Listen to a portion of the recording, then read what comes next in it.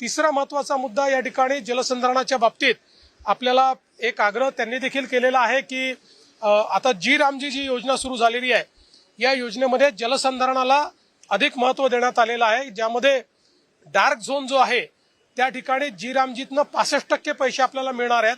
Semi dark zone जो आहे, semi critical ज्याला म्हणतो, तिथे जवळपास 45% मिळणार आहेत आणि बाकी 30% मिळणार आहेत.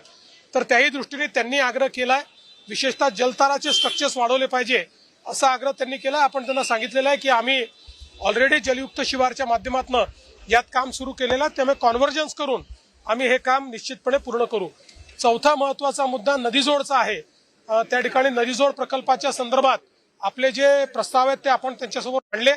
त्यांनी सांगितलं की CWCचा क्लिअरन्स करून हे प्रस्ताव आमच्याकडे आल्यानंतर आम्ही सकारात्मक याच्यावर विचार करू. माननीय मंत्री महोदयांनी सांगितलं की माननीय प्रधानमंत्री मोदयांनी हे मॅन्डेट दिलंय की इंटरस्टेट रिव्हर लिंकिंग मध्ये राज्यांमध्ये सहमती होत नाही, त्याला वेळ लागतो, त्यामुळे राज्याच्या अंतर्गत जे नदीजोड प्रकल्प आहेत त्याला प्राधान्य दिलं गेलं पाहिजे.